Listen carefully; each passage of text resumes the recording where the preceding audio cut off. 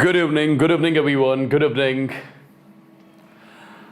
I welcome you all again to NEET Elite. I hope you guys are doing great, having a good time.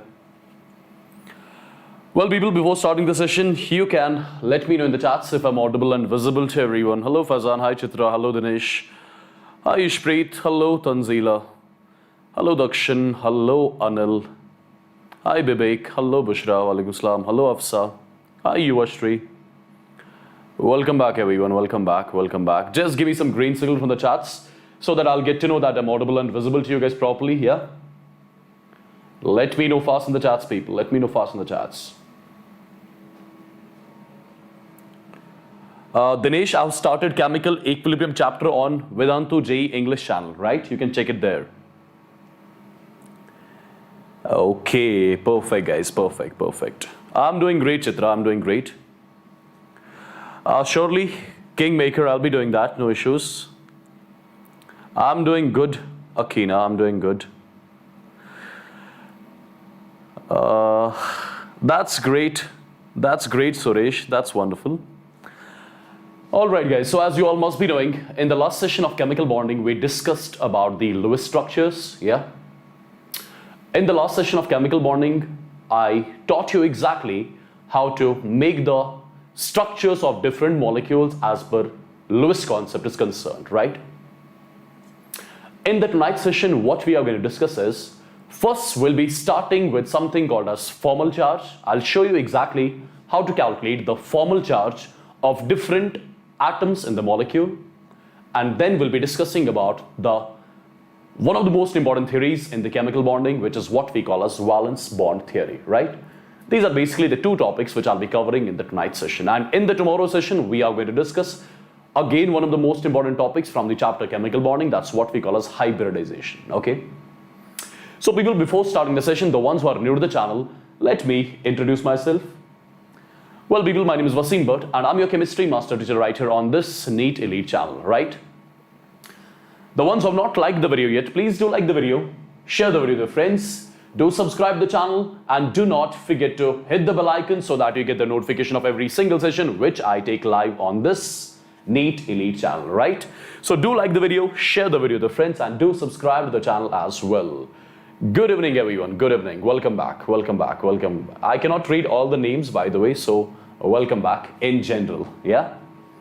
Perfect. Thank you Fazil, thank you. Well, I'll be starting GOC most probably after this chemical bonding chapter, right? After this chemical bonding chapter, we'll be starting something called as general organic chemistry. Yeah? Perfect. So you can let me know in the chats if you guys are super duper excited about the tonight's session as well. Yes? Let me know in the chats, people. Let me know in the chats if you guys are super duper excited about the tonight's session as well. Perfecto, wonderful. Alright, so without wasting a lot of time, let's get going, let's get started with something called as formal charge, right? The point is, how do we calculate the formal charge in the molecule, right? Let's try to read the statements first which are mentioned on the screen, and after that I'll show you exactly how to calculate formal charge of different molecules as per the Lewis theory is concerned, yeah? Have a look exactly guys what it's all about. See. Okay, formal charge on an atom. Formal charge on an atom in a molecule is defined as, the difference between the number of valence electrons of that atom in free state and the number of electrons assigned to the atom in the Lewis structure. What does that mean? What does that mean exactly? Let me make you understand by taking one simple example. Let's say I'm taking Cn negative. Let's say I'm taking Cn negative over here.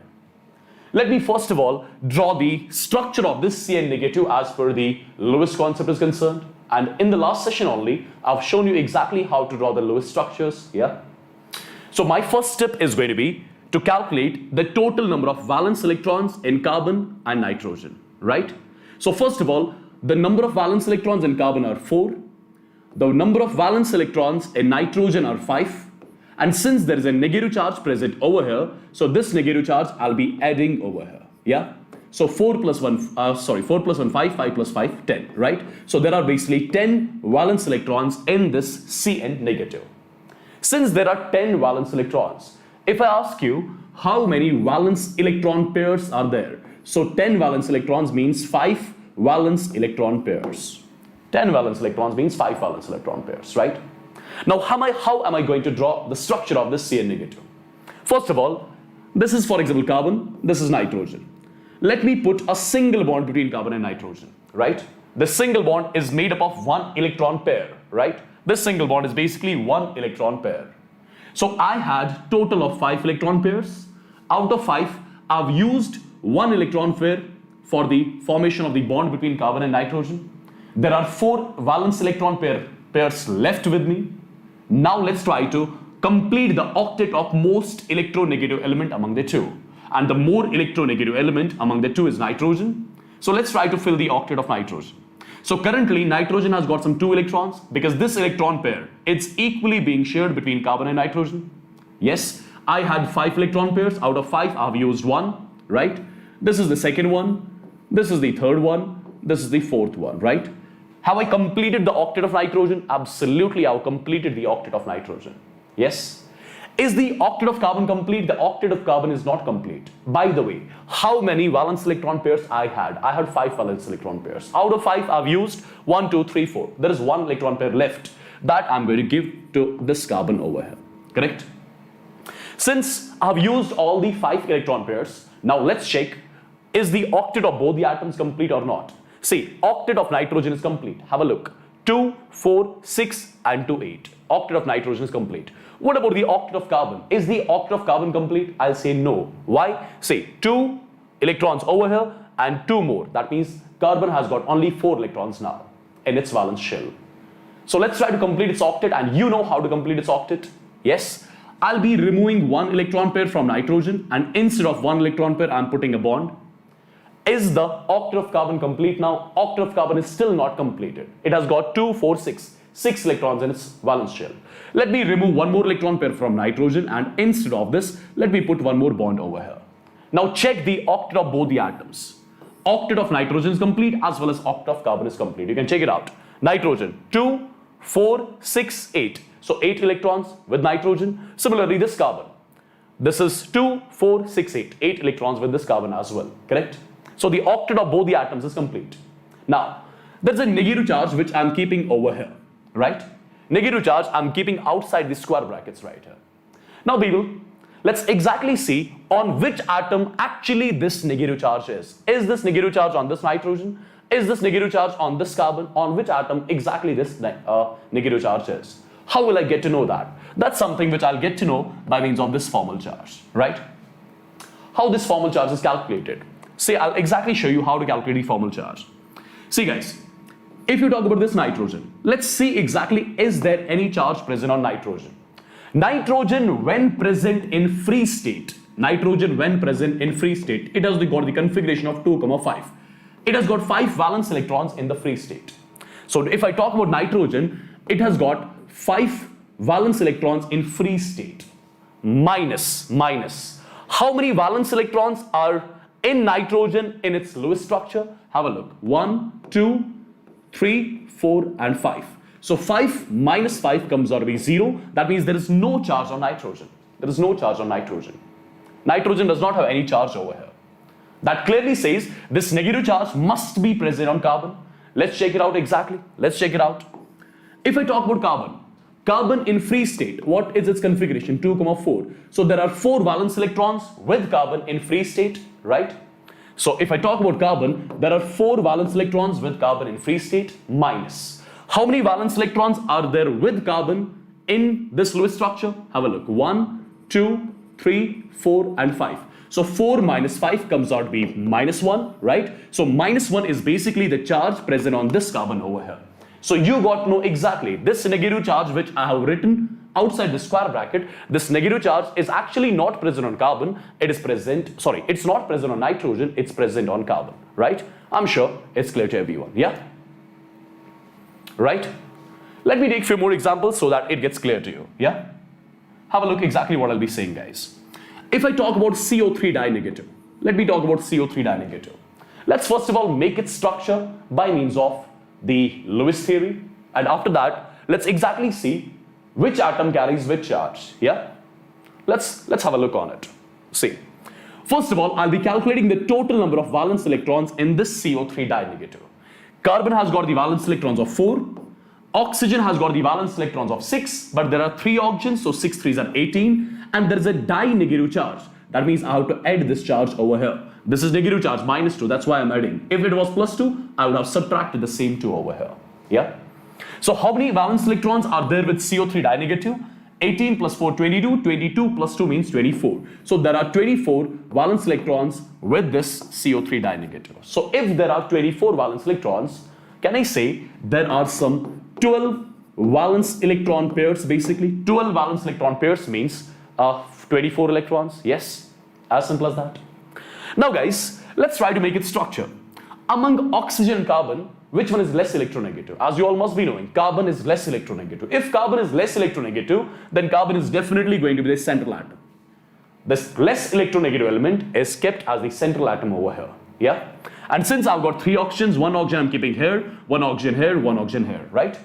I'm going to make one single bond everywhere. I'm going to make one single bond everywhere. So total I had some 12 electron pairs. Out of 12 electron pairs, I have used 1, 2 and 3. I have used 3 electron pairs till now. So I have some 9 electron pairs still left with me. So I'm going to start filling the octet of the atoms, right? Starting with the more electronegative element, that is oxygen. Yes? Let me give 1 electron pair with this oxygen, 1 electron pair over here, 1 electron pair over here, right? Is the octet of this oxygen complete? Check it out. 2, 4, 6 and 8. Octet of this oxygen is complete. Let's try to fill the octet of this oxygen as well. This is 2, this is 4, this is 6 and this is 8, right? Octet of this oxygen is complete. Let's try to fill the octet of this oxygen as well. 2, 4 and 6. Octet of this oxygen is also completed now, right? Now people, how many valence electron pairs I had exactly? I had exactly some 12 valence electron pairs. Have I used all the 12 electron pairs over here? Check it out. 1, 2, 3. 4, 5, 6, 7, 8, 9, 10, 11, 12. I've used all the 12 electron pairs over here. Now let's check it out. The octet of oxygen is complete. The octet of this oxygen is also complete. The octet of this oxygen is also complete. Is the octet of carbon complete? Check it out. Carbon right here has got 2, 4 and 6 electrons, but it needs 8. So what I'll be doing, from any of the oxygen atoms, you can remove one of the electron pair, and instead of the electron pair you can put a double bond, right? Now the octet of carbon will be also complete, octet of all the oxygens will be also complete. But this is CO3 dinegative. This is CO3 dinegative, right? Okay, this is the Lewis structure of CO3 dinegative. Now people, I need to exactly see this 2 negative charge is on which atom, right? This 2 negative charge is on which atom? Let's check it out one by one. If I talk about this oxygen, oxygen in free state has got 6 valence electrons, as you all must be knowing. So if I talk about this oxygen, it has got 6 valence electrons in its free state. And how many valence electrons are assigned to this oxygen as per Lewis structure? 1, 2, 3, 4, 5, 6. So 6 minus 6 comes out to be 0. So there is basically no charge present on this oxygen. There is no formal charge present on this oxygen over here, right? There is no formal charge present on this oxygen. So this -2 charge is going to be on these 2 atoms, on these 2 oxygen atoms. Let's check it out exactly. If you talk about this oxygen atom, right? Normally oxygen has got how many valence electrons in the free state? 6, right? Over here, how many valence electrons are assigned to this oxygen? 1, 2, 3, 4, 5, 6 and 7. So 6 minus 7 comes out to be -1. So basically out of this -2 charge, -1 charge is on this oxygen. -1 charge is on this oxygen. Yeah? Similarly, what about this oxygen? Check it out. Normally oxygen has got some 6 valence electrons in the free state, and in this assigned structure it has got 1, 2, 3, 4, 5, 6 and 7. So 6 minus 7 again comes out to be -1. So there is -1 charge on this one, -1 charge on this one. So this dinegative charge is basically spread between 2 atoms, -1 on this, -1 on this, correct? So we exactly got to know what? We exactly got to know the actual charge present on these atoms by means of the concept of formal charge. I'm sure it's clear to everyone, right? You can let me know in the charts if it's clear to everyone, yeah?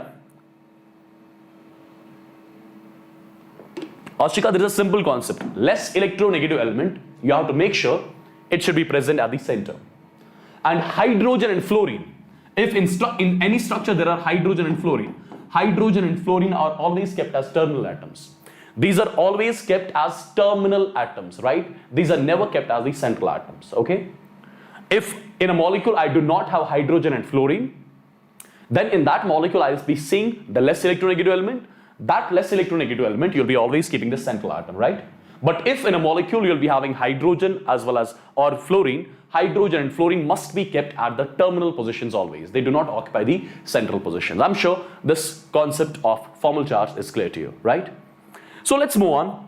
Let's move on and let's talk about the actual topic which we are going to discuss in the tonight's session, yeah? What is that topic going to be? That topic is something which we call as valence bond theory, right? Ragul, for carbon it's going to be 0 in case of CO3 dinegative, right? If you check it out for carbon, it will come out to be 0. Yeah, you can check it out on your own. Okay. All right. What is this valence bond theory all about? First of all, this valence bond theory, it is going to explain the formation of the covalent bond. This theory is going to exactly let you know that how covalent bond gets formed between the two atoms, right? See, till now we know covalent bond is formed by the mutual sharing of electrons, right? That is the classical concept. As per modern concept, okay, how covalent bond is formed. This VBT is going to give us the idea of exactly how this covalent bond is going to get formed. So first point which I want you guys to take a note of, this VBT, it explains the formation of covalent bonds. And how it explains the formation of covalent bonds, let's have a look on certain parameters. Okay, let's have a look on the postulates of VBT, by means of which you'll get to know how covalent bond is formed by means of VBT, right? Okay. See guys, the first postulate of VBT, a covalent bond is formed by the overlap of atomic orbitals of bonding atoms, right? What does that mean? Have a look. Let's say I've got atom A and B, right? What they are going to do, they are going to form the covalent bond. They are going to form the covalent bond, right? First of all, for these two bonding atoms, which are going to form the covalent bond, for these atoms to form the covalent bond, right? First of all, they must approach each other. They must approach each other, right? When these atoms will approach each other, that means their atomic orbitals are basically approaching each other, right? There will be a scenario when the atomic orbitals of these two bonding atoms, when they are going to merge into each other, right? That merging of atomic orbitals of two bonding atoms into each other, right? That penetration of atomic orbitals of two bonding atoms into each other leads to the formation of covalent bond. Yes, a covalent bond is formed by the overlap of atomic orbitals of two bonding atoms. First of all, what do we mean by the term overlap of atomic orbitals? Overlap means penetration of atomic orbitals into each other. Penetrations of atomic orbitals into each other. Into each other. Let me make you explain it like this. Let's assume this A and B, they are going to form a covalent bond, right? Let's say this is the nucleus of A, right? Okay. Let's say this is the s orbital of this A, for example, right? Let's say this is the s orbital for this atom B. Correct? Right? For these atoms A and B to form a covalent bond, first thing, they must approach each other, right? When they'll approach each other, a scenario will come when their atomic orbitals, when these atomic orbitals will merge into each other. A scenario will come like this. Atomic orbitals of both the atoms will merge into each other. Correct? Right? Now this is the common electron cloud over here. This is the common electron cloud. This merging of electron cloud, this penetration of electron cloud into each other is something which we call as overlapping of atomic orbitals, right? Yes? And overlapping of atomic orbitals, right? Overlapping of atomic orbitals. It leads to the formation of what? It leads to the formation of the covalent bond.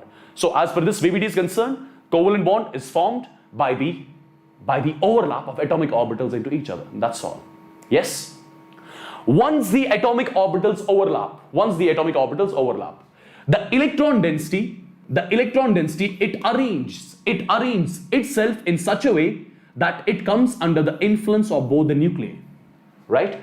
Once these atomic orbitals, once they overlap, right? After the overlap, this electron density, it's going to arrange itself in such a way that it comes under the influence of both the nuclei. So the final shape of this is going to be like this. Have a look.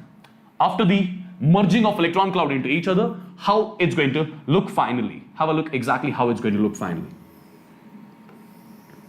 This is the nucleus, this is the nucleus, and this is basically the electron density, right? And it has arranged itself in such a way that it's under the influence of both the nuclei, right? So do remember this thing as well. So first thing, a covalent bond is formed by the overlap of atomic orbitals of two bonding atoms, right? In order to show overlap, the bonding atoms must come close so that their orbitals can overlap, which I showed you a few minutes back, right? Yes. And at the same time, when atoms approach each other, two forces will exist. Two forces will come into play, right? First of all, let me tell you, when the atoms approach each other, two forces, they come into play. What are those two forces? One will be attractive force, one will be repulsive force. Let me make you understand this thing. Let me make you understand this thing, this concept. Have a look. Let's assume people, this is over here the atom A.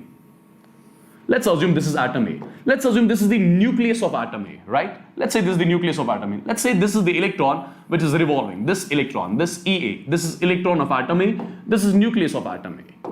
Now similarly, I've got one more atom, that is B, right? This is the nucleus of atom B, and this is the electron of this atom B over here, right? So first of all, when these atoms will be at infinite distance apart, there will be no force of attraction between them. Because we know force of attraction is inversely proportional to distance between the atoms, right? Okay? More the distance, less the force of attraction.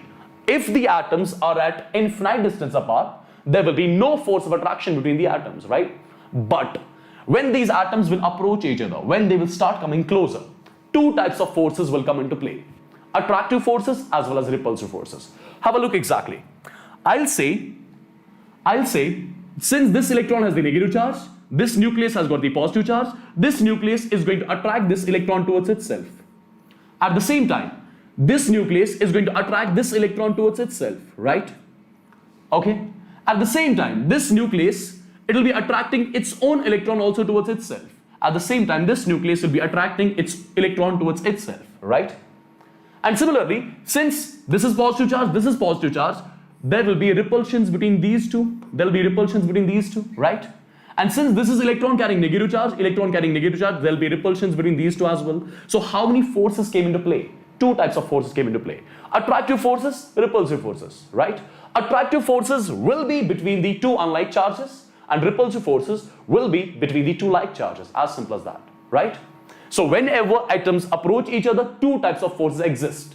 Attractive forces, repulsive forces. Correct? Now comes the point. Let's have a look. See guys, when the atoms are at infinite distance apart, we know force of attraction is inversely proportional to distance, right? So when the atoms are at infinite distance apart, force of attraction between the atoms, that will be zero, right? That will be zero, correct? Now when these atoms will start approaching each other, what is happening to the distance between the atoms? Distance between the atoms is decreasing. If distance between the atoms is decreasing, that means force of attraction between the atoms is increasing, right? So as the atoms approach each other, the distance between the atoms keeps on decreasing and force of attraction between the atoms keeps on increasing. And there will be a stage when these atoms will be at maximum closest distance. There will be a stage when these atoms will be at maximum closest distance. When the atoms are at maximum closest distance, the force of attraction between these atoms will be maximum, right? And that scenario, when the force of attraction between the atoms will be maximum, the distance between them at that time is something which I represent by R0, and R0 is what I call as bond length. When the atoms were at infinite distance apart, force of attraction was zero. Now the atoms are coming closer.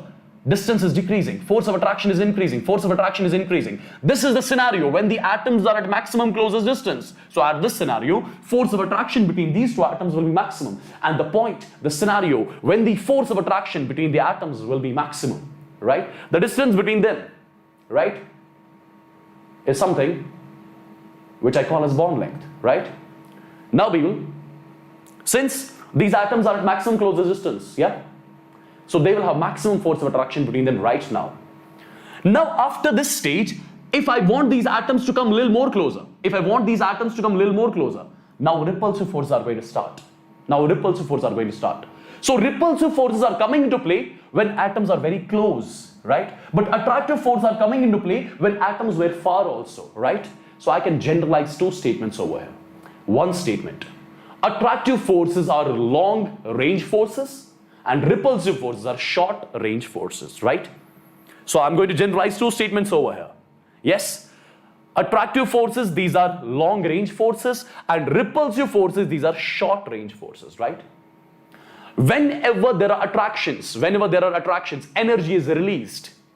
If the energy is being released, the potential energy of the system, it keeps on decreasing.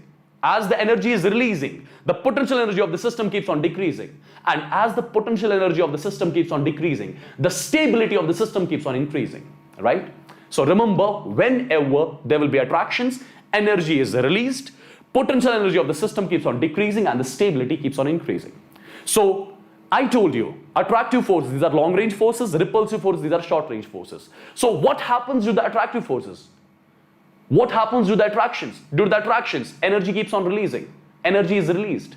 If the energy is released, potential energy of the system keeps on decreasing. Stability increases, right? So due to attractive forces, they decrease the energy of the system. That means they try to increase the stability of the system, right? What happens to the repulsive forces? Repulsive forces, they try to increase the potential energy of the system, right? And more the potential energy means less the stability. Your potential energy and stability, they are inversely proportional to each other. Do remember this, right? I'm sure it's clear. Right, people? Now let me make you understand one important curve between the potential energy versus internuclear distance. Potential energy versus internuclear distance. And from this curve, one typical question can be asked to you, right? Let me first of all make you understand the curve, then I'll give you the question which you guys are going to solve, yeah? See exactly what I'm going to talk about. See guys, let's say this y-axis over here, for example, it represents the potential energy. It represents the potential energy of the system, right? And this x-axis over here, it represents the internuclear distance. Distance between the nuclei of two atoms. Distance between the nuclei of two bonding atoms which are going to form the covalent bond, right? So this is basically internuclear distance. Internuclear distance, right? Now guys, have a look what I'm going to talk about. See, at this point, internuclear distance, distance between the two nuclei of two bonding atoms is 0, right? As I keep on going in this direction, internuclear distance is increasing. That means the atoms are going far. As I move from left towards right, internuclear distance between the atoms is increasing. Atoms are going far. Somewhere over here, I'll say the atoms are at infinite distance apart. And when the atoms are at infinite distance apart, force of attraction between them will be 0. Now people, when the atoms will start coming closer, when the atoms will start approaching each other, what happens to internuclear distance? Internuclear distance will keep on decreasing. So see, at this scenario, when the atoms are at infinite distance apart, force of attraction between them is 0, right? Now, when these atoms will start coming closer, what is going to happen? Distance between them is going to decrease. Internuclear distance between them is going to decrease. That means I'm moving from right towards left. I'm decreasing the internuclear distance. I'm making these atoms to come closer, right? I want these atoms to come closer. Yeah? Right? Right here, the atoms are at infinite distance apart. Now I am going to bring these atoms a little closer. Distance between them is going to decrease. Force of attraction is increasing. If force of attraction is increasing, energy will be released. If energy will be released, what is going to happen to the energy of the system? That's going to decrease. Potential energy is going to decrease. So as the atoms keep on coming closer, the potential energy of the system, it keeps on decreasing, right? Let's assume this is the minimum value of potential energy. This is the minimum value of potential energy of the system, right? And when there will be minimum value of potential energy of the system, at that time, remember, the atoms will be at maximum closest distance. And when the atoms are at maximum closest distance, force of attraction between them at that point of time will be maximum, right? And the distance and the internuclear distance between the two atoms, right? The internuclear distance between the two atoms, when force of attraction between them is maximum, that's something which I call as bond length, which I represent by R naught. So when the force of attraction between the atoms is maximum, at that time, potential energy of the system is minimum, right? Minimum. Now, if I want these atoms to come a little more closer, what is going to happen? Repulsive forces are going to start, right? And repulsive forces, they try to increase the potential energy of the system. Attractive forces, they try to decrease the potential energy, as I told you a few minutes back. And repulsive forces, they try to increase the potential energy of the system, right? So, over here, attraction is maximum, so potential energy of the system is minimum. Now, if I want these atoms to come a little more closer, the potential energy of the system is going to increase because repulsions are going to start. So the curve will look like this. The curve will look like this, right? This is the scenario, this is the point at which the potential energy of this system is minimum, right? And at this scenario, at this point, the attraction between these atoms is going to be maximum, right? And when the attraction between the atoms is maximum, the distance, the internuclear distance between the two is something which I call as bond length, right? So can I say at this point of time, at this point, when the potential energy of the system is minimum, if I ask you, what is going to be the slope of the curve at this point? You'll draw a tangent. You'll draw a tangent at this point. If I ask you, what is the slope of the curve at this point? You'll draw a tangent. The tangent is parallel to x-axis. The tangent is parallel to x-axis. It is making the angle 0 with the x-axis. And tan of 0 is something called as 0, right? Yes? So slope of the curve at this point is going to be 0. So I'll say at this point, slope of potential energy versus R versus internuclear distance. Potential energy versus internuclear distance at this point. Slope of potential energy versus internuclear distance at this point, it's going to be 0, right? From this concept, a question can be asked. Yeah? From this concept, a question can be asked. And how come? Have a look. This is the question. The variation of potential energy with internuclear distance R between atom A and B is given to me like this, right? Yes, this is something given to me. U stands for potential energy, R stands for internuclear distance, right? Calculate the bond length. Calculate the bond length. People, we know when the energy of the system is minimum, at that time, attraction between the atoms is maximum. And the distance, internuclear distance between the two atoms, when the attraction between them is maximum, that's something which I call as bond length, right? Okay. So, if I make a curve again, this is the curve between U and R, right? The curve is going to be like this, if you remember, correct? This is the point at which the potential energy of the system is minimum, right? And at this point only, the atoms are at maximum closest distance and the distance between them is something which I call as bond length, which I represent by R naught, right? So at this point, what is the slope of potential energy versus R curve at this point? It is 0, right? Yes? Slope of potential energy versus R curve, how do I represent it? du upon dr. du upon dr. This is something which I call a slope of potential energy versus R curve, right? Slope of potential energy versus R curve. At this point is basically 0, right? It is 0. So, if you have a look exactly, I'm going to differentiate this equation, I'm going to differentiate this U with respect to R. I'm going to differentiate this U with respect to R. I'm going to differentiate this U with respect to R.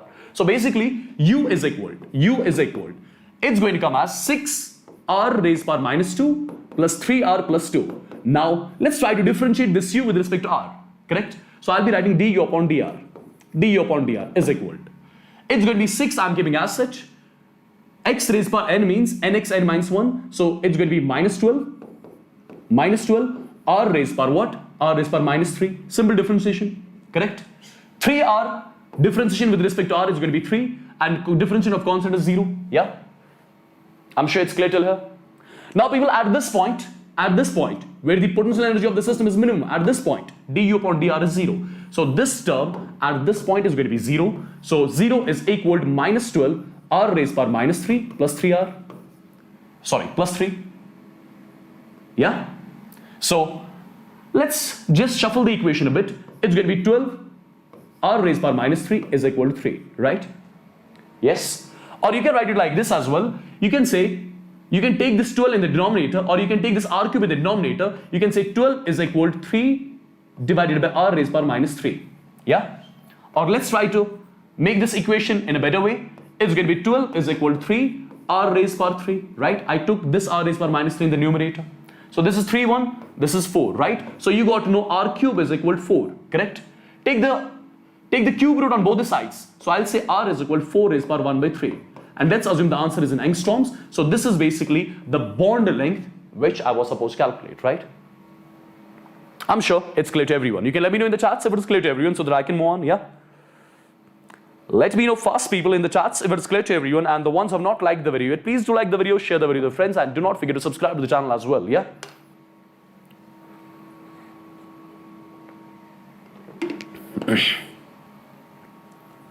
I'm sure it's clear to everyone, yeah? Perfect. So let's move on. Let's talk about a few more things. Now let's move on to the actual stuff, right? I just gave you the glimpse of VBT. VBT is going to explain us how covalent bond is formed, right? And we got to know covalent bond is formed by the overlap of atomic orbitals of two bonding atoms into each other, right? That overlap of atomic orbitals of two bonding atoms into each other will lead to the formation of what? Will lead to the formation of covalent bond, right? Let's exactly see how this overlapping takes place, right? What are the types of overlappings? Let's exactly see it, okay?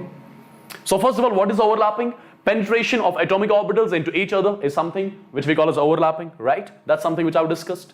Now there are certain rules for overlapping. Remember, greater the extent of overlap between the atomic orbitals, greater the extent of overlap between the atomic orbitals, more is going to be the strength of the bond. Stronger is going to be the bond. More the electron density, more the common electron density between the two nuclei, stronger is going to be the bond. What is the reason for that? You'll get the idea in some time when I'll teach you the strength of pi bond and sigma bond, right? In some time, okay? Just remember it right here. Greater the extent of overlap, more is going to be the strength of the bond. That means stronger will be the bond formed, right? As a result of penetration of atomic orbitals into each other, the electron density will arrange itself in such a way that it comes under the influence of both the nuclei. That's something which I have discussed already. That's something which I've already discussed with you, correct? Now comes the actual stuff, that is the types of overlap, right? Basically, we have got two types of overlaps, guys. One is called as axial overlap, one is called as parallel overlap. What is axial overlap? What is parallel overlap? Let me tell you, this axial overlap, it is basically defined. When atomic orbitals overlap along their axis, it leads to the formation of sigma bond. First of all, let me tell you, axial overlapping, it always leads to the, first of all, overlapping of atomic orbitals, it leads to the formation of covalent bond, right? Now, covalent bond can either be sigma or pi, right? See, overlapping is of two types. One is axial, one is parallel. Axial overlapping always leads to the formation of sigma bond. Do remember this. Axial overlapping always leads to the formation of sigma bond. Now, what is this axial overlapping? What is this axial overlapping? What is this axial overlapping? Exactly, Aman. Axial overlapping is something which we call as head-on overlapping. Head-on overlapping. What is head-on overlapping? Have a look. First case of head-on overlapping, I'm giving to you. Let's say this is the s orbital of some bonding atom A. This is s orbital of one more bonding atom A, right? Let's assume this is 1s, this also 1s. Let's assume, right? This 1s is of atom A, this 1s is of atom B, right? This is the nucleus of this atom, this is the nucleus of this atom, right? Now, this is the axis which I'm drawing over here. Now, people, what is going to happen over here? These atomic orbitals are going to overlap along their axis, It's going to be a head-on overlap. And due to the head-on overlap, what is going to happen? Penetration of atomic orbitals will take place, right? Atomic orbitals, they'll merge into each other, like this. Atomic orbitals will merge into each other, like this.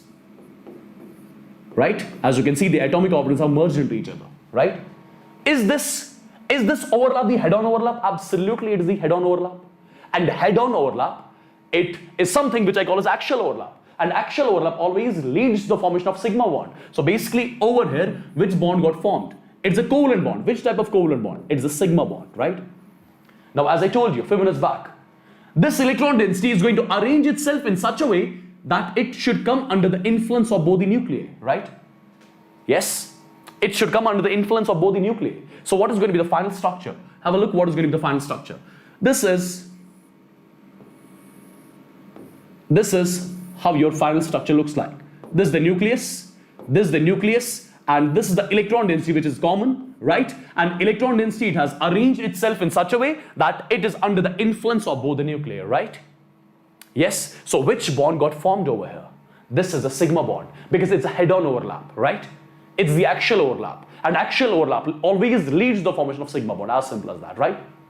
This first type of overlap, axial overlap. In the axial overlap, it is the first type, SS overlap, right? Now there is one more head-on overlap which is possible. What is that?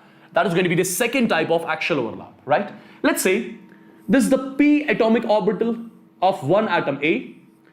Let's assume this is one more p orbital of another atom B, correct? This is p orbital of some atom A. This is p orbital of some bonding atom B, right?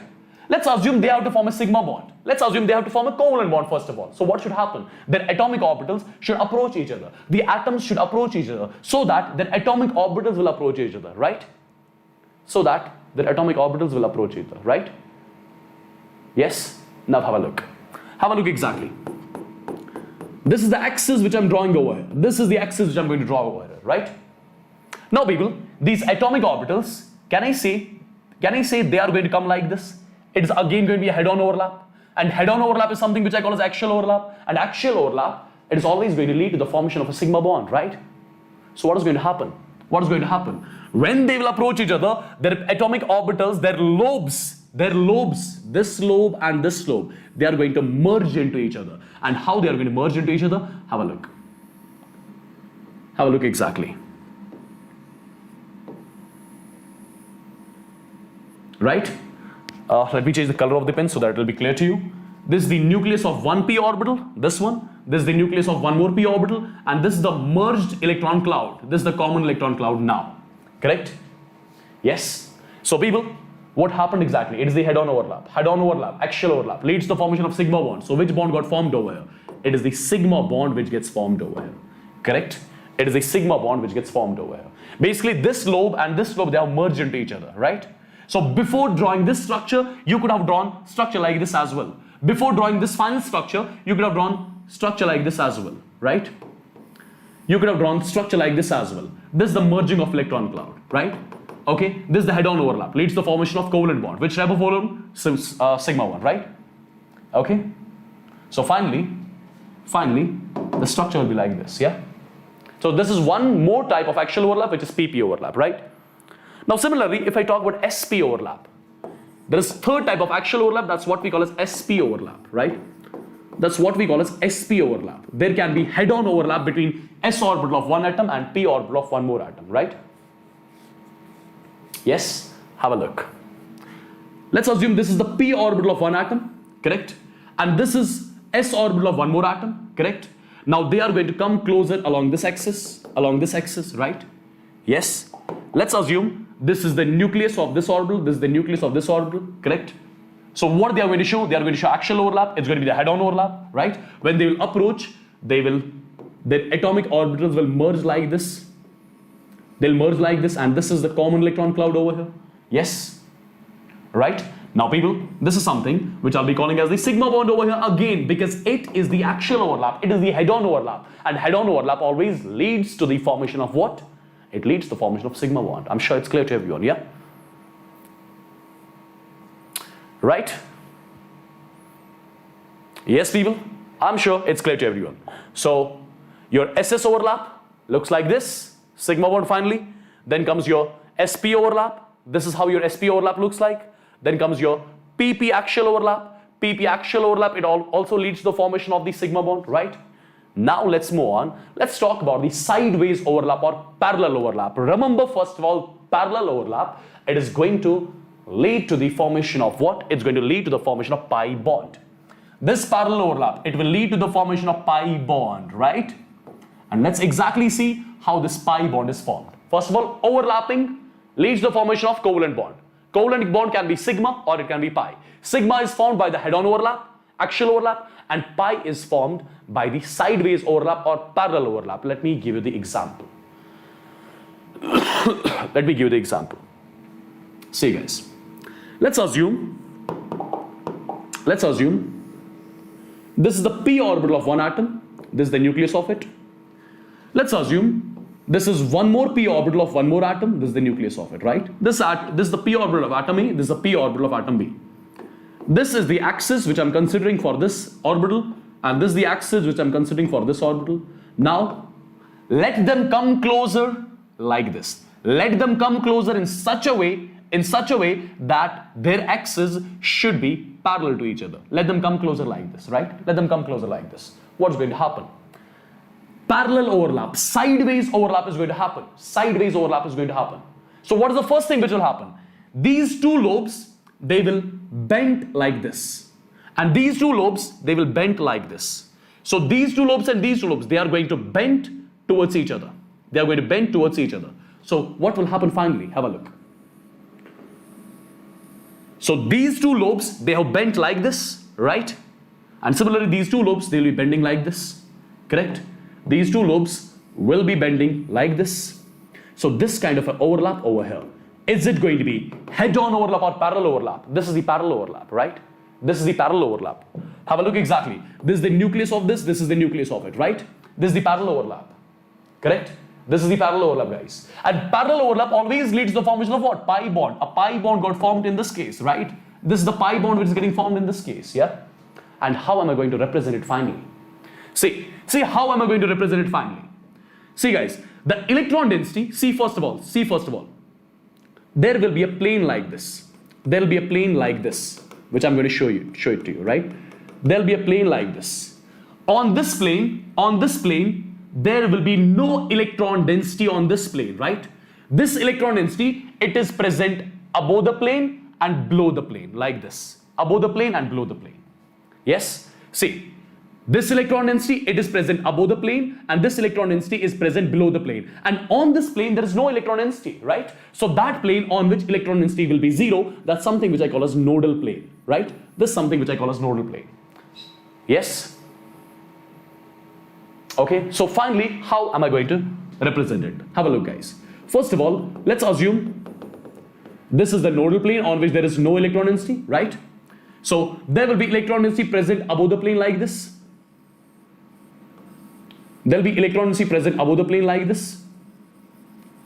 And there will be electron density present below the plane like this. Below the plane like this, right? Okay, on this plane, there will be no electron density. This is the nodal plane, right? This is the nodal plane. I'm sure it's clear to everyone. So this is how your pi bond looks like. Yeah? I'm sure it's clear to everyone. Right, people? Okay, so this is basically the pi bond. This is the nodal plane. Above the plane, there is electron density. Below the plane, there is electron density, as you can see in this structure. Yes? Perfecto. All right. Wonderful. Now let's talk about the strength of the sigma and the pi bond. Let's talk about the strength of the sigma and the pi bond. Which bond is stronger? Do remember one thing. Sigma bonds are always stronger than pi bonds. What is the reason?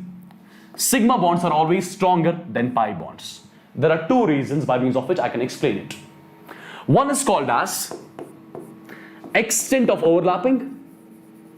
One is called as extent of overlapping. This is one of the reasons, which is going to explain why sigma bonds are stronger than pi bonds. The second reason, that's what we call as energy factor. Energy factor is again going to explain why sigma bonds are stronger than pi bonds. There are two reasons for it. Yeah. Remember, extent of overlapping. Extent of overlapping. In case of axial bond, extent of axial overlapping is always greater than extent of overlapping in case of parallel, right? Extent of axial overlap is always greater than the extent of parallel overlap, right? And in the beginning itself, I told you, more the extent of overlap, more the strength of the bond, right? See, axial bonding always leads to the formation of sigma bond. Parallel overlapping always leads to the formation of pi bond, right? Yes? So do remember, extent of overlapping in case of axial one is always greater than extent of overlapping in case of parallel one. So definitely this overlapping is going to lead to the formation of sigma bond. This overlapping will lead to the formation of pi bond. So sigma is definitely going to be stronger than pi. Yeah? Sigma is definitely going to be stronger than pi. Yeah? As simple as that. Similarly, if we talk about the energy factor, let's talk about the energy factor. let's see how energy factor is going to decide sigma bonds are stronger than the pi bonds, yeah? See guys, for example, have a look exactly what I'm going to say, yeah? See, for example, I'm going to make PP axial overlap. PP axial overlap I'm going to show you over here, right? And over here I'll be showing you PP parallel overlap. Yes, this overlap will lead to the formation of sigma bond. This overlap will lead to the formation of pi bond, right? So for example, this is p orbital of one atom. This is p orbital of one more atom, right? This is the electron density in between. This is the electron density in between, correct? Or let me show you the final structure of this one. Let me show you the final structure of this PP overlap. PP axial overlap, right? Let me show you the final structure of this PP axial overlap. This is the nucleus of one p orbital, this is the nucleus of one more p orbital, there is electron density in the middle, and electron density has arranged itself in such a way that there is, it comes under the influence of both the nucleus, right? This is the sigma bond which got formed by the PP axial overlap. Yeah? Now PP parallel overlap, it is going to be like this, as I've shown you a few minutes back. This is the plane on which there won't be any electron density, right? So the electron density is going to be above the plane like this. It's going to be above the plane like this, and the electron density is going to be below the plane like this. Below the plane like this, correct? And this is, for example, the nucleus. This is the nucleus over here, correct? This is your sigma bond, and over here a pi bond got formed, correct? Now people, you guys can answer this question on your own now. See, between these two nuclei, so first of all, see, if I'll be having two nuclei in direct contact with each other, there'll be repulsions between the nuclei because both are like, right? If there was not any electron density in between, can I say there'll be repulsions between these two nuclei? Now there is electron density in between. So can I say this electron density in the middle, it's going to minimize the repulsions between these two nuclei? Less the repulsions, less the potential energy, more the stability, right? Over here, between these two nuclei, is there any electron density in between them? No, there is no electron density between them, right? So they'll be in direct contact, you can say. There'll be direct repulsions between these two nuclei because there is no electron density between these two nuclei, right? If there is no electron density between these two nuclei, there'll be repulsion between these two nuclei, and more the repulsions means more the potential energy. More the potential energy means less the stability, right? So you can clearly say your sigma bond, which got formed by the axial overlap, will be stronger than that of the pi bond, which got formed by the parallel overlap. What is the reason? Because of the energy factor. And how energy factor is going to explain this? See, these two nuclei, between these two nuclei, there is electron density. This electron density in the middle, it is going to minimize the repulsions between these two nuclei. Less the repulsions, less the potential energy, more the stability. So this one is more stable than that of this one, right? I'm sure it's clear to everyone. Yeah? I'm sure it is clear to everyone. Correcto? Okay. There are a few more points which you need to remember, right? See guys, take a note of this. For the same energy shell, axial overlap, in case of axial overlap, for the same energy shell, in case of axial overlap, what it means? For example, if I talk about 2s-2s overlap, if I talk about 2s-2p overlap, if I talk about 2p-2p overlap, right? So they belong to same energy shell 2, right? Same energy shell. Remember, extent of overlap in case of pp is going to be maximum, followed by sp, followed by ss, if the energy shell is same for all. If the energy shell is same for all. Do remember this, okay? So for the same energy shell, 2p-2p overlap is maximum, followed by 2s-2p, followed by 2s-2s, correct? Right? Which overlap am I talking about? I'm talking about the axial overlap. Between 2s-2s, between 2s-2p, and between 2p-2p, correct? Yes? Similarly, do remember one thing. So this was for the same energy shell. Now for the different energy shell, what is the scene? For the different energy shell. So if you have got, for example, 1s-2s overlap, over here 1s-1s overlap, right? If orbitals are of different shells, then the lower energy orbitals will produce more effective overlap. If the orbitals are of different shells, then the lower energy orbitals will produce more effective overlap. It is 1s and 2s overlap. It is 1s-1s overlap, right? Lower energy shells are going to produce more effective overlap. So 1s1s overlap is going to be more than 1s2s2 overlap. And effect to the overlap, stronger the bond, right? Effect to the overlap, stronger the bond. Similarly, 2p3p overlap is going to be less than that of 2p2p overlap. So overlap in this case is going to be efficient, right? Bond formed in this case is going to be effective, stronger. Do remember this thing as well, right? Let me summarize it in detail so that your VBT gets clearly, clear to you, yeah? What is going on in the chat box? क्या चल रहा है chat box में? कोई किसी को बोल रहा है मर जाओ? What is going on? Lol, what is going on in the chats? Yeah? I think I'm reading the chats for the first time. So I just want to read it properly.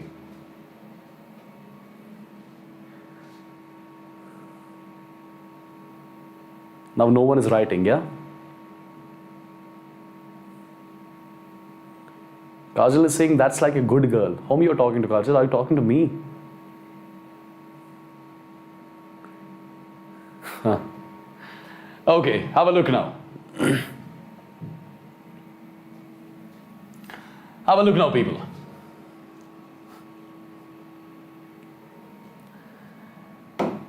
Let's exactly see how different molecules are formed as per VBT, as per Valence Bond Theory. Yeah? Let's exactly see how different molecules are formed, how simple molecules are formed as per VBT. Let me show you the formation of F2 molecule. Let me show you exactly how this F2 molecule is formed as per VBT, right? Let me show it to you. See guys, F2 molecule contains 2 fluorine atoms. This is one fluorine atom, this is one more fluorine atom, right?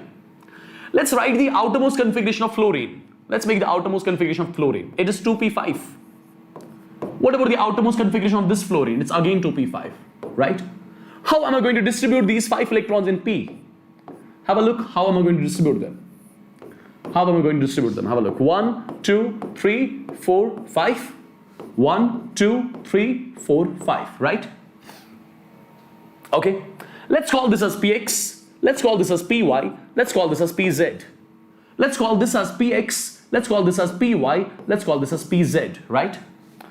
In this fluorine atom, this 2px orbital is unpaired.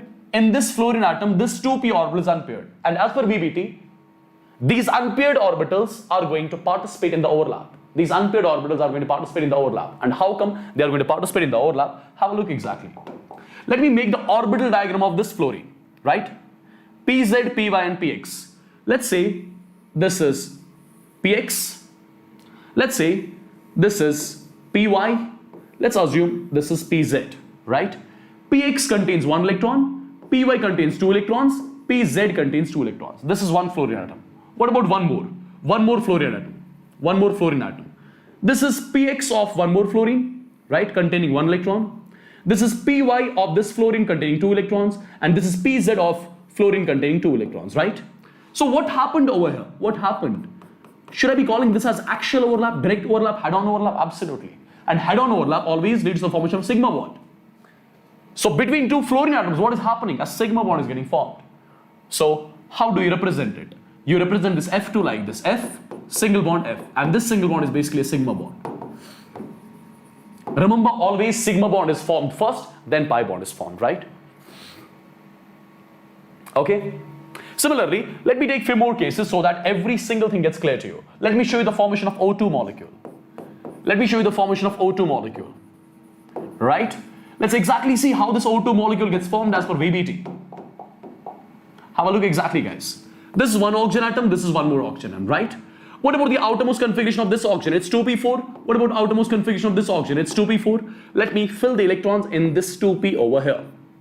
1, 2, 3, and 4. This is again going to be what? It's going to be 1, 2, 3, and 4, right? Let's call this as px. Let's call this as py. Let's call this as pz. Let's call this as px. Let's call this as py. Let's call this as pz. Px, py, unpaired, px, py, unpaired, right? So 2 overlappings will be here. How many overlaps will be here? Overlappings will be here? 2 overlaps. 2 overlappings. Why? Because two unpaired orbitals are there with both the oxygen atoms. Let's have a look. Let's say this is px of one orbital, this is px of one oxygen containing one electron. This is py of one more orbital containing one electron, and this is pz of one more oxygen containing two electrons. Similarly, talking about this oxygen, it has got px containing one, py containing one. So this is px containing one electron, correct? Py containing one electron, and pz containing two electrons, correct? Now guys, have a look exactly. What happened? What happened? Can I say this is the axial overlap which has happened over here, head-on overlap? It will lead to the formation of sigma bond. So over here sigma bond got formed first of all, right? Now, can I say this atomic orbital and this atomic orbital, their axis is parallel, so their lobes are going to bend towards each other. Their lobes are going to be bent, and when their lobes will bend towards each other, what is going to happen? There will be parallel overlap like this. There will be parallel overlap like this. So first sigma bond got formed, now your pi bond got formed, right? These are not basically two pi bonds. This is a single pi bond, but it's represented like this, right? It's a single pi bond. It is represented like this. Okay, one sigma, one pi. So in case of O2, there are two bonds. One is sigma and one is pi, right? This sigma is formed over here between 2px and 2px overlap, 2px and 2px overlap, 2px and 2px axial overlap, right? And this pi got formed between 2py and 2py parallel overlap, right? I'm sure it's clear. Right, guys? Similarly, at the end, let me show you the formation of what? N2 molecule. And with that, I'll take a leave. And then I've got one more session on Vedantu JEE Enthuse channel, English channel, right? So at the end, let me show you this N2 molecule, the formation of this N2 molecule, how this N2 molecule gets formed. If you talk about one nitrogen, this is one more nitrogen, right? Outermost configuration of this nitrogen is going to be 2p3. Outermost configuration of this nitrogen is going to be 2p3. Let me represent these electrons, 1, 2, and 3. Let me represent these three electrons. This is 1, 2, and 3. Let's call this as px. Let's call this as py. Let's call this as pz. Let's call this again as px, again as py, again as pz, right? So let me show it to you over here. This is, for example, px of one nitrogen containing one electron, px of the same, py of the same nitrogen containing one electron, pz of the same nitrogen containing one electron. Similarly, px of one more nitrogen containing one electron, py of this nitrogen containing one electron, pz of the same nitrogen containing one electron, right? So this is what I'm calling as the sigma bond, right? So this axis and this axis, these are parallel, so they are going to lead to the formation of pi bond, right? This is going to be a sideways overlap, this one pi bond. Even this axis and this axis, these two axes, they are also parallel, right? So they are going to lead to the formation of one more pi bond, correct? So this is one more pi bond over here. This is one more pi bond over here. So one sigma and two pi. So in case of N2, there will be first of all the sigma bond, there will be two pi bonds as well. So this is the shape of your N2 molecule over here as per your VBT. I'm sure it's clear to everyone, right? So people, with this, I'm ending this VBT chapter over here. Next session, that is tomorrow. Tomorrow's session will be at 6:30, okay? Wait, 6:30? No, tomorrow's session will be at 6. Tomorrow's session will be at 6 p.m. And at 6 p.m. on this channel, I'll be discussing one of the important topics of this chapter. That's called as hybridization. That's called as hybridization, okay? Perfect. Right, guys? Yes, Samir, you can call it as the lateral overlap as well. No issues. The choice is all yours. Parallel overlap, sideways overlap, lateral overlap, jo bhi kehna keh do. Right? Hardly matters. Okay, so people, with this, our VBT got over. And let me tell you, if you have not enrolled into the long-term batch yet, do get enrolled in it as soon as possible. You can take any of these plans which are mentioned on the screen, right? You can try them up for a month as well, right? And while enrolling, do not forget to use the coupon code WSPR. Try them out for a month at least, any one of them. You can try them out for a month. See if you're getting benefited, then go for the actual 2-year classroom program. And trust me, you're going to love it, right? Just get enrolled for a month at least. You'll see the difference, right? Okay, so this is the video which you guys are currently watching. I'm going to drag this video a little down, right? I need to click on this show more. After clicking on this show more, you'll be getting a lot of links. See, majority of you people, what you guys are doing currently, majority of you people are looking for the CBSE Term 1 crash course. If you guys are looking for CBSE Term 1 crash course, you need to click on this link, CBSE Science Term 1 crash course. Click on this link. After clicking on this link, you can choose your plan. And both these plans are basically affordable, right? You can take any of these plans. If I'm taking this plan, if I'm taking this light plan, you need to pay 2,700, right? You click on this buy complete course. After clicking on this buy complete course, give your number, give your email ID, right? Through which you get the OTP and you'll be getting enrolled in the crash course batch for CBSE Term 1. If you're not looking for the CBSE Term 1 crash course, if you are looking for the NEET 2-year classroom program, there's a link for that as well. Click on this link. Well, after clicking on this link, you'll be getting a lot of plans. Light plan, classic and plus, right? Choice is all yours. Whichever plan you want to take, you can take it. And people, at the same time, you can take these plans for a month. These are going to be the demo classes for a month, right? So if you're taking the plan for a month, click on this. After clicking on this, try for a month, give your number, email ID through which you get the OTP, right? So with this, I'm going to take a leave, right? I'm sure you would have enjoyed the session, yeah? Do let me know in the chats if you actually enjoyed it or not. Well, tomorrow at 6, I'm going to come up with the hybridization topic, yeah, which is one of the most important topics. So the ones who have not liked the video, please do like the video, share the video with your friends, and do not forget to subscribe to the channel as well. So with this, I'll take a leave. I'll see you guys tomorrow at the same time. Till then, you take care. Bye-bye. God bless you all and love you all. Take care, guys. Bye.